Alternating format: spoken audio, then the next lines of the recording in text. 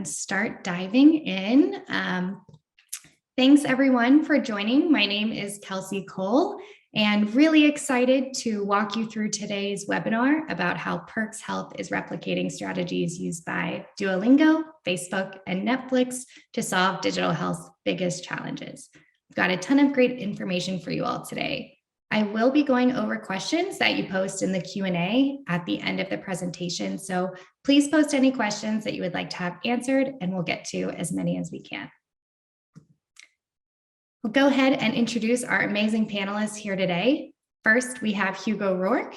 Hugo is the CEO at Perx Health, where he oversees partnerships with large healthcare and insurance organizations, while also ensuring that Perx solves real healthcare problems. Hugo is passionate about taking the best tactics from other consumer industries to help the health system engage and motivate the people in their care. Hugo worked at McKinsey & Co., where he advised leading retail, financial services, and electronic gaming companies on consumer engagement, loyalty, and digital products. We also have Alyssa Wisak. Alyssa is a PharmD and PhD, passionate about digital health that empowers both the patient and the healthcare team. She's also our current Program Insights Analyst here at Perx. Her pharmacy background gives her unique insight into the barriers faced in patient-centered care, which ultimately led her to pursue doctoral research investigating digital health interventions to improve chronic care management. She brings expertise and experience from multiple healthcare and academic settings, including Dana-Farber Cancer Institute and the University of Technology, Sydney. We'll go ahead and get started. Going to pass over to Alyssa, our resident data expert, to dive into engagement. She'll be pulling back the curtain on why so many digital health companies lack engagement and what that means for patients. Thanks so much, Kelsey. And hi, everyone. Thank you so much for coming today. I want to start today by explaining why we're even here talking about engagement. Now, oftentimes with digital health strategies, we go straight to the point of, are they effective? Are they efficacious? Do they impact health outcomes and lead to cost savings? And while those metrics are incredibly important and something I promise you we will definitely still talk about today, they ultimately are not achieved without engagement happening first. For some examples where engagement is crucial for health challenges that we face, we can look to things like a behavior change program. Genuine long-term behavior change requires consistent long-term engagement to change habits and deliver outcomes. We can also look to things like remote patient monitoring, where, hey, it's easy to give a patient a device, but it's really difficult yet crucial to engage them to log measurements frequently and consistently. And overall, we can even impact health services navigation with engagement. Our health system, especially in the US, is often so complex that patients are overwhelmed to even engage with it in the first place. Regular engagement with their health, made easier outside of a clinical setting, can provide patients an opportunity for guidance and direction. So what we're seeing is that with all of these examples, and also as a common theme throughout the literature and evidence, patient engagement has been repeatedly linked to better health outcomes. And yet, even knowing that engagement is so critical to our healthcare strategies, a lack of patient engagement is still listed as the #1 challenge in chronic care programs. So in fact, as a digital health industry, we're inherently bad at it. And where does the problem fall? Despite big sales promises, most digital health interventions struggle to even enroll more than 5% of the target patient populations. Signing up and enrolling for a digital intervention is obviously a crucial first step. And if we do get patients to enroll, we often see digital solutions struggling to engage them on a daily basis. There was a study that looked at 400 digital health apps, both available in the Apple and Google Play stores. And they looked at metrics like downloads, but also how they were utilized, things like daily active users. And it was found that less than 2 out of 10 of participants engaged with their digital health app on a daily basis. Ultimately, anything less than daily engagement is just not going to be enough to achieve those health outcomes that we're striving for. And next, it's also important to look at where our industry stands for retention, which is a critical metric for strategies aimed at chronic care or long-term recovery. There was a study in Nature that analyzed over 100,000 participants in digital health interventions, and it found that average retention time for someone using a digital health app was only 5.5 days. And as most of you can guess, it is incredibly difficult to create any kind of meaningful health change in less than a week. It's also important to point out that this study also found that out of those 5 days, patients only actively completed tasks within the app for 2 of those days on average. And finally, even with all of this evidence that we do have within digital health, we're often still investigating the wrong populations. There was a meta-analysis of digital health clinical trials that found over 65% of the participants within these trials were aged between 17 and 39 years old. People we assume are already highly engaged with their smartphone. These generally healthy cohorts severely limit our ability to truly understand the impact of digital health in high-risk populations. And I'm talking about patients with multiple chronic conditions and a high pill burden. These are the patients that are often the most in need of improvements and management strategies.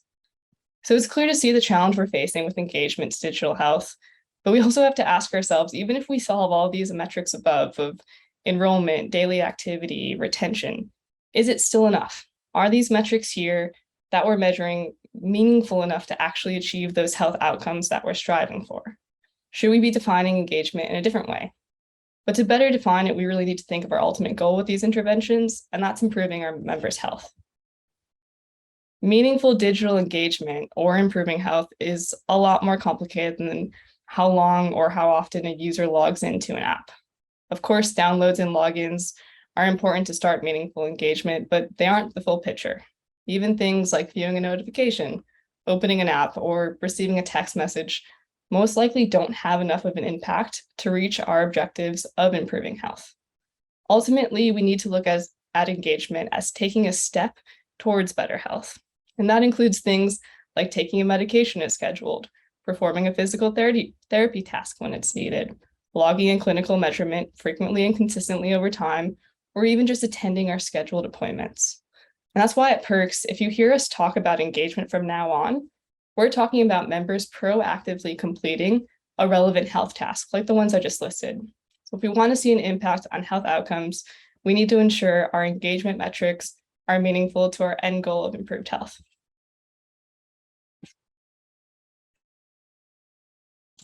Thanks, Alyssa. Definitely consensus engagement is an issue, and great that we have it redefined of proactive, prolonged, active tasks. Hugo, given your background in consumer engagement strategies and as the co-founder of Perx, going to pass it to you to walk us through what tactics we can use to actually secure that meaningful engagement. Thank you, Kelsey, and hello to everybody dialed in today. The good news is that healthcare is not alone in facing this problem of how to engage consumers. The challenge of engaging consumers has been faced by every other consumer industry. The difference with healthcare and what drew me to healthcare is that in healthcare, engagement is even more important. Before I founded Perx Health, I advised companies across banking, packaged goods and drinks, gaming, and retailing on how to engage consumers, and then with that engagement, get them to take a proactive behavior to the benefit of your company. Sometimes this was through loyalty programs, sometimes through promotions, sometimes through digital apps. And the best in class, it was all of those combined. My personal journey is that I grew frustrated that these successful behavior change tactics weren't being applied where it mattered most. Helping people like my grandfather stay on top of his medication list, which was a very long list, live with a better quality of life, and ultimately reach an age where he could meet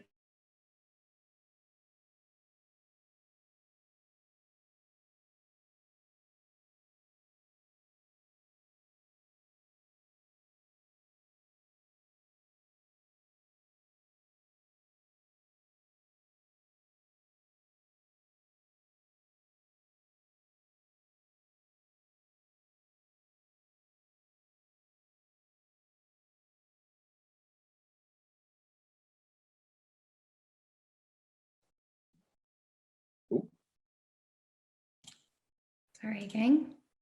Sorry there. Technical difficulties. All good. We'll continue. And while ultimately, if we look at the last one here, it's pretty rare that people love their banks, and that's definitely the case in my life. Even boring old banking has had its revolution. So moving on to the first example I want to talk to all of you about today, and that is Duolingo. And what Duolingo has really nailed is how to use intrinsic motivation to drive daily engagement. When we started Perx, we looked at Duolingo because it had the best daily engagement rates in the entire app industry. Many of you may have used Duolingo in your own personal lives to break down a scary goal of learning an entire new language into fun, bite-sized lessons that will keep you on track. In healthcare, we often face a similar challenge. How do we get people to engage every single day with small self-management tasks, whether that's adhering to meds, completing physical therapy, or recording measurements or prompts for their care team? Duolingo has truly solved the problem of frequent daily engagement. When you open up the Duolingo app, the very first thing you'll see is that it has delightful game-like graphics, including the now famous Duo Owl character. Duolingo uses streaks to great effect, and indeed, entire research papers have been published in peer-reviewed journals on the subtle nuances of the Duolingo streak mechanism. Duolingo has 3 different in-app currencies to measure progress, build that sense of achievement in the individual, and ultimately allow them to unlock and progress in their learning experience. Beyond these, Duolingo also has other mechanics like levels or daily quests, monthly challenges, and leagues for competition. And all of these are layered on top to make everyone motivated, whether you're more self-motivated or motivated competitively. Importantly, Duolingo doesn't just rely on a single mechanic to achieve behavior change, but applies multiple different mechanics to keep people engaged every day, day in, day out of their language learning journey. With intrinsic motivators, Duolingo has solved that problem of how to drive engagement every single day for just 5 minutes to learn a little bit of language. And it's done this now for 500 million people and 40 different languages. This daily engagement is formidable, and it should be the envy of every health plan and every healthcare provider out there who's thinking about how to get people to engage in completing tasks for condition management. When we set out to build Perx, Duolingo was a great first example to think about because we could leverage similar tactics of daily engagement with intrinsic motivators as a great starting point for our product. But ultimately, does translating tactics like those used in Duolingo actually work in healthcare? We had to run a scientific trial to find out. Thanks, Hugo. I'm thrilled that I get to be the person to share the impressive outcomes of utilizing those daily engagement tactics that Hugo just went through. And to start, on average, across our programs at Perx, we're seeing those strategies have an impact, with 75% of Perx members being daily active users. And it's important to reiterate as well that when we say daily active users at Perx, we're only measuring meaningful health engagement, what I spoke about earlier. This means that 75% of our members are completing relevant health tasks, things like taking a medication, logging a health measurement on a daily basis. But ultimately, Perx wanted to prove that this daily engagement does lead to better health outcomes. And so we strive to create the highest level of evidence to examine our intervention, a randomized control trial. Now, this RCT was published in the British Medical Journal last year, where we recruited 124 participants. They were randomized into a Perx intervention group or a standard care control group. And we really wanted to ensure that we didn't look at only short-term evidence. So we had a study duration of over 12 months. That means we could investigate engagement and outcomes over a long enough period of time. Much like that is required for chronic care management. We also didn't want to fall into that same trap as many other digital health trials do of only examining a healthy cohort population. We recruited an older population with an average age of 59.5 years and also a lower socioeconomic status.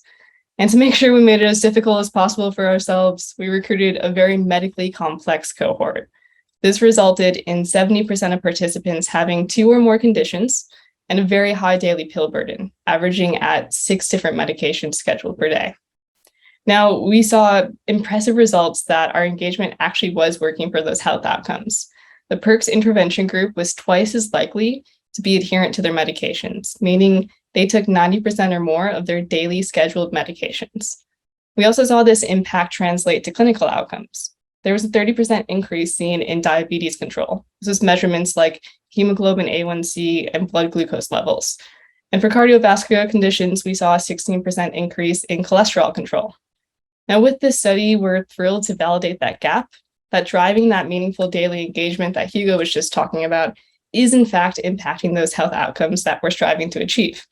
And we're also thrilled to prove that the Perx intervention could sustain that engagement for over 12 months, as long-term retention is so critical to those chronic conditions we often see. Thanks, Alyssa. The second digital product that I want to talk about today is Facebook, a product that I'm sure 99% of people on this call have interacted with. And we probably use it weekly, if not daily or even hourly, and have been doing so for years. So what can we learn from such a mega platform like Facebook? Well, Facebook started with a simple product, giving us all an online profile and identity so we could form social bonds over the internet. Facebook grew quickly because its go-to-market focused on connecting people who already had something in common in the real world or had common interests in the digital world, starting with university campuses. Over the last 18 years, Facebook has managed to fight off many different competitors who want to steal its share of social media engagement. So why is Facebook still winning? Well, the answer is retention. The vast majority of people who join Facebook never leave because of the social motivators inside that platform that drive long-term retention. You might even want to leave, but the social bonds are just too strong. As you know, it's the place where you can message a friend via Messenger, view photos from a cousin's wedding, or organize a social gathering for your community club. This awesome retention has meant that Facebook does not lose people to competitors. Indeed, Facebook can roll out new features over time, often replicating competitors' features such as Snapchat stories, private messaging apps, or eBay's marketplace. Ultimately, if you win consumer engagement, then it becomes very easy to leverage that engagement for any purpose and to get people, your existing people, to engage with your next feature, as you already have their attention on your super app. The Facebook mobile app looks very different today than its first website, but it is still dominant with 77% of social media ad spend. All those competitors just can't compete with Facebook's dominance on engagement. It's an impenetrable defense layer, and it all comes back to their long-term retention through social motivation. If healthcare wants to increase engagement and retain people over the long term, what can it learn about social and social influences like those used by Facebook? Well, at Perx, we've been working for the last 2 years with Aspire, a multi-state provider that runs clinics across America from the East Coast to the West. Aspire, like many providers, wanted to help their patients engage with their daily tasks for managing their conditions, retain them in care, and in doing so, improve their business performance. Aspire did a review of the entire market of digital health companies, and in particular looked for ones that had clinical evidence that showed effectiveness not just for a few weeks, but could last for months and even years. Using social motivators like community and social, Perx promised a clear step change in performance. But would Perx live up to its promises? Despite inauspiciously launching in April 2020, if you remember that small COVID issue, the Perx Aspire program has been a massive success, attracting almost half of Aspire's patient base and to enroll and stay satisfied and self-report benefits. But for Aspire, they waited nervously because they knew the ultimate litmus test would be retention at 6 and 12 months. The Perx team was confident, no doubt, but Aspire more skeptical, waiting for the numbers to come through. The Perx Aspire program has lifted Aspire's patient retention by a full 20 percentage points. A fantastic result for Aspire and a fantastic result for those patients who are remaining in their care. The third platform to talk about today that I think we can learn a lot from is Netflix.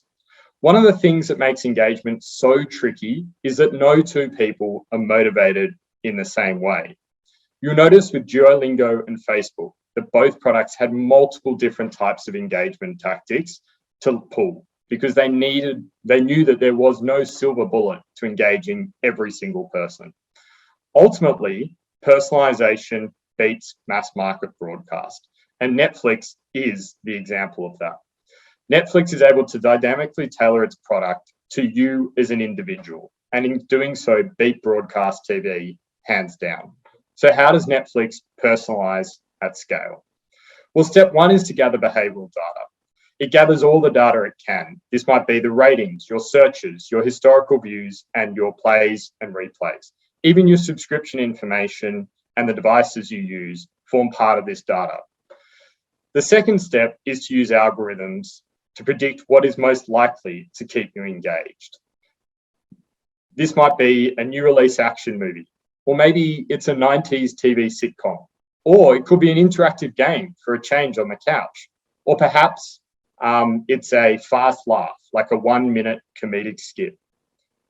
Step three is to then use those predictions to tailor the experience to you. What's going to keep you most engaged and therefore entertained? Importantly, my Netflix homepage here on the screen doesn't look anything like your Netflix homepage. And I can tell you from experience, my Netflix homepage looks nothing like my wife's. We're not engaged by the same things, so why would you give us the same engagement strategy?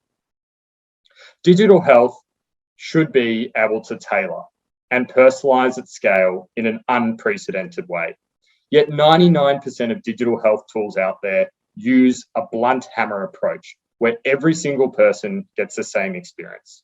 When digital health vendors talk about personalization, they generally are just talking about some tweaks to content. They're not talking about engagement. Look through the rhetoric, and what you'll see is that they're inserting a person's name into a pro forma template, or they're just having the smarts to give diabetes patients diabetes information and cardiovascular patients cardiovascular information. That's not personalization. That's just basic mail merging and some basic program logic. From day one at Perx, we've built our product to be different. But before I finally get to actually talk about our product, I want to share with you the results of what happens when you truly personalize engagement to appeal to each individual in an individual way. The final case study for today is our work with QBE, which is a large multinational insurance company. In Australia, they run an accident and injury insurance business, and we're one of Perx's first customers. We were very fortunate at Perx that in our early years, we were able to partner with innovative change makers in such a large insurer. The problem that insurers like QBE face is that they have an incredibly diverse population that they have to insure. The people who end up in their case management programs were spread across Australia, from the incredibly remote and rural to the metro cities. Some were as young as teenagers and some were at retiring age. Some were educated and health literate, and others had much tougher social determinants of health. So how could one solution appeal to all these different types of people in such a broad population? And more importantly, keep them engaged for months as they go through their recovery and treatment journey?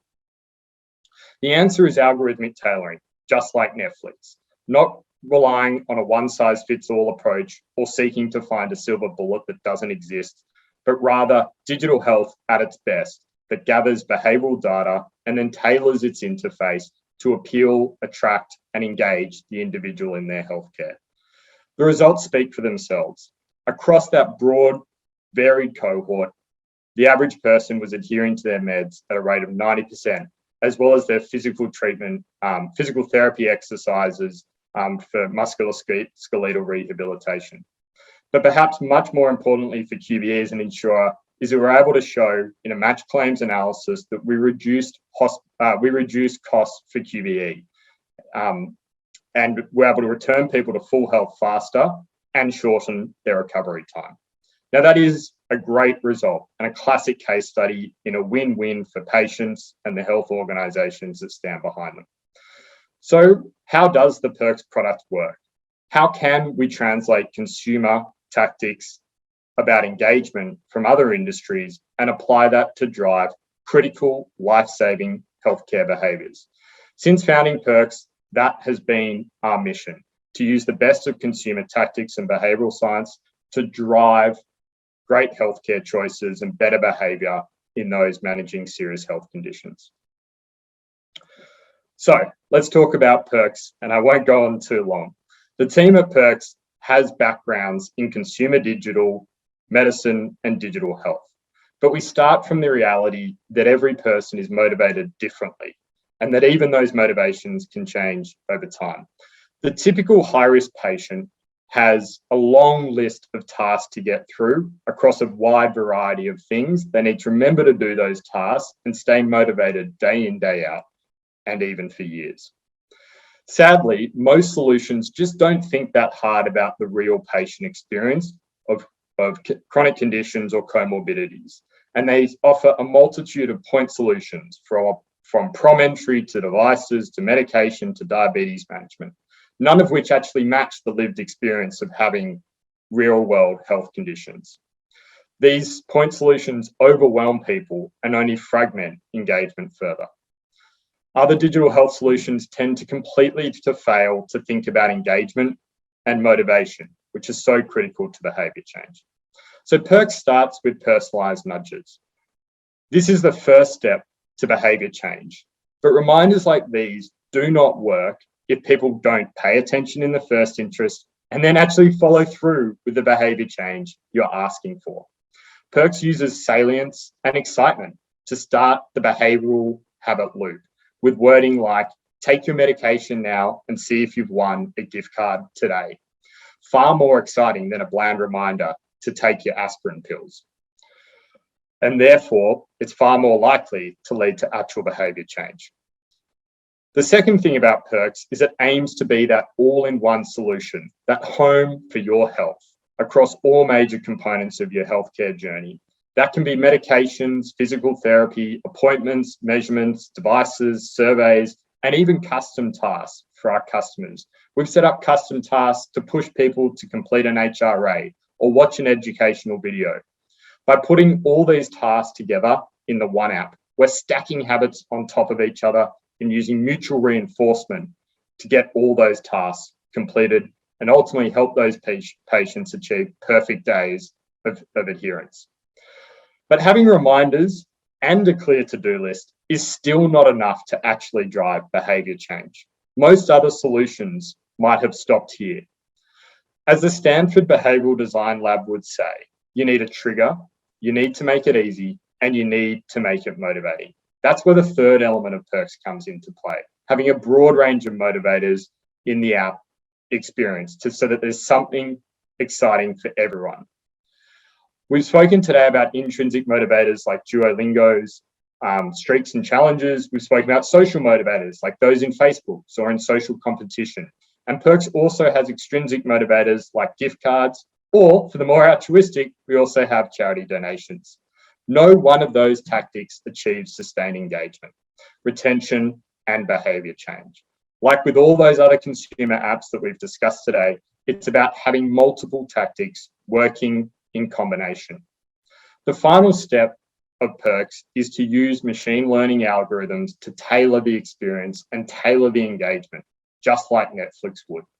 If someone repeatedly visits the leaderboard, then we can start to use nudges focused on social competition.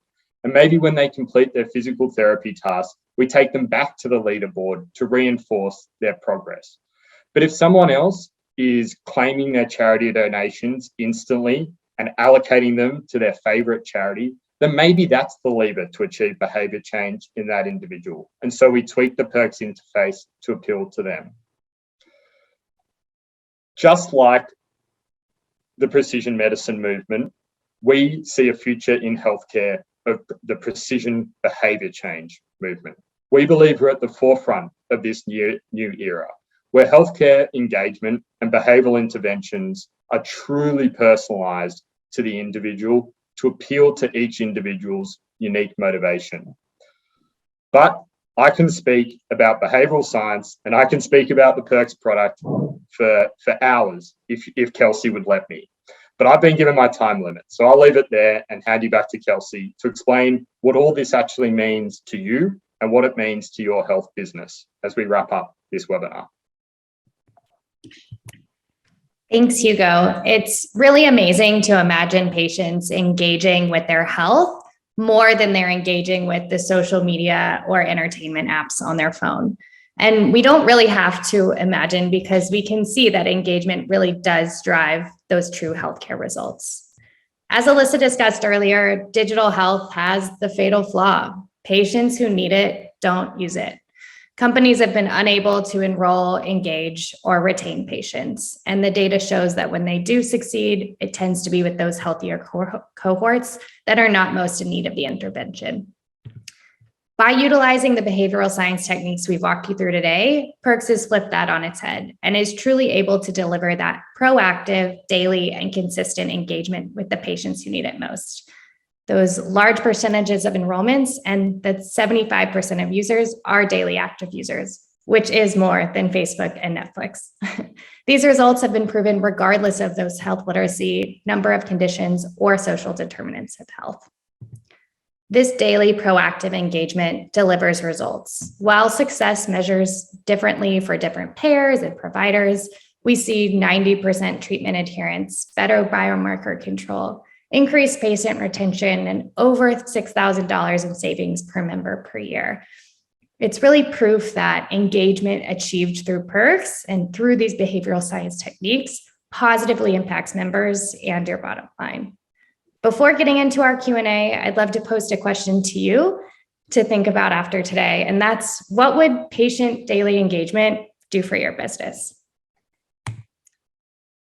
Okay, we'll get into some Q&A in the last few minutes here.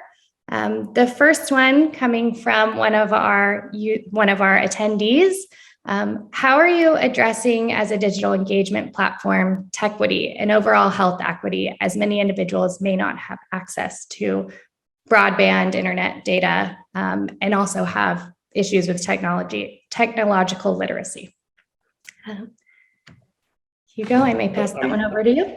I'd love to take that one. And at Perx, part of our motivation is that we know that health equity, in particular patients from tougher social determinants of health or socioeconomic status, are often left behind in healthcare. One way that you can think about this is, often we design solutions for those people who are health literate and can easily consume health education. But if you're someone who's not so literate or isn't so aware of your health, then you're often left behind by those solutions. There's no one size fits all here. And, through my talk today, you would have heard me say that even about our own app, that our own app has to adapt to the individuals. There will be some people who don't have mobile access, and that is, unavoidable. But for just as many as those, there's those people who struggle to interact with traditional care. So we work in Australia with, remote Indigenous communities. We work, even in our studies, we work across both the US and Australia in often quite regional and rural areas. And those people struggle to interact with traditional care. And what digital can do is massively step change their level of engagement and massively step change their connectivity. And so, there is no one size fits all. It's a real problem for all of us to be thinking about. But ultimately, Perx is one piece of that puzzle, and a piece of the puzzle that works for people who often have been left behind historically. Thanks, Hugo. One note to add there too is that we do have offline mode and modes that you can use when you don't have data, as that was becoming an issue for people who maybe didn't always have access or had limited access. So definitely addressing those as we see fit and are able to address those situations. Thanks, Hugo. Next question from one of our attendees. What is Perx's strategy to combat fragmentation of information in medically complex patients? How do you unite information from providers, caregivers, and the patient for their treatment plans? Hugo? Yeah, sure. Look, really tough problem. And if I had a solution for this, I think we'd solve a lot of problems in healthcare and how to integrate providers and ultimately truly create multidisciplinary care is a problem bigger than Perx can solve on its own. But the piece of this where Perx is really valuable is if you think about the consumer here or the patient in one setting or the person enrolled in in a nurse management program, they're often getting conflicting advice from all sorts of places. They're getting, partial treatment plans from all sorts of places, from their treating physical therapy provider, from their primary physician or family physician, and from their, medical specialists. And in an ideal world, that would all come together on the provider side. There's no doubt about that. And there would be one unified voice reaching that patient. But while we don't exist in that real world, what we can do better is empower patients to bring that together themselves. And one of the things we hear loud and clear in feedback, and I welcome any of you to go to, our app store and read the real reviews from hundreds and hundreds of people who use Perx every day, is how we just simplify the task burden of managing one condition or multiple conditions, and how Perx becomes that home where they know that if every time they interact with a different part of healthcare, they make sure to put that in Perx, then they know that Perx is the source of truth for them. It also means when they turn up at different providers, they can bring out their Perx app and say, hey, this is how I'm managing my health, and you're this little piece of it, and let's talk about that, but now you have the context. We can't solve interoperability in healthcare on our own, but we know that our app can help patients at least be empowered to manage and do the best as their own kind of patient, empowered patient and an advocate for their health. The other thing we are doing at Perx is we are doing integrations with our customers. So we do try as much as possible to make it more streamlined for people to interact with their healthcare. And indeed, patients can actually invite third-party health professionals onto the back end of Perx to participate in their care. So we're doing what we can, but we know this is an ongoing issue that healthcare will have to address. But ultimately, what Perx can do and what we focus on doing most is empowering that individual to bring together the complexities of the modern healthcare system. Yeah, definitely complex. I think we have time for maybe one more question, depending on the answer. I think this one may be quick, but this is coming from an attendee who is a nurse for chronic disease management. Her team has always thought about using trivia and games to improve engagement, among other ideas around digital healthcare capabilities. Why don't we see games available to use in our platforms? What's the barrier for creation? And I think we have a good answer to that since we have that in our platform. Yeah, I feel like that was a layup, but thank you, Ashley, from that. I mean, we agree. Like, simply, we agree that why doesn't healthcare look around and use the best tactics to achieve what is ultimately life-saving behavior change? And we're big believers that, yes, things like games, yes, things like interactive trivia, but also a whole lot more tactics are really important to engaging people. And there's no silver bullet here. We need to be aware that different people will be engaged by different things. But, ultimately, some of our best partnerships in health where we've found clinicians like yourselves who are frustrated by, the current scheme or apps that patients never enroll in or drop off immediately because they're pretty bland and boring, and who have a vision for how healthcare can be far more exciting, far more engaging for individuals, and therefore achieve the behavior change and the outcomes that we're all here to achieve. So, we 100% agree, Ashley, that, digital health should be more engaging and use things like games as part of the solution, and especially in populations like heart failure, for example, or other cardiovascular diseases where, really it is that multiple times a day engagement, whether it's managing medications, managing hydration levels, managing weight. All those things need to come together across a pretty complex regime, and heart failure doesn't always occur in isolation. Often there's comorbidities. So we know those type of patients, we've worked with those type of patients, and what we found is using an approach that uses the best of these other tactics can achieve dramatic behavior change. Awesome. With 1 minute left, I'm going to go ahead and wrap up. Brian, you did ask about HIPAA. We are HIPAA compliant, so that's a very quick question I can answer for you in the chat. But please, anyone else who has questions, feel free to reach out via our email, contact@perxhealth.com, or feel free to give us a call. We also wanted to extend an offer to all of our attendees. I posed the question earlier, what could engagement do for you? We can help answer that question. We can run an engagement audit that really benchmarks how your solution stacks up in the industry and with the competition. Furthermore, we also have proprietary ROI calculator that can really provide and identify the return of increasing that engagement and adherence within a patient cohort.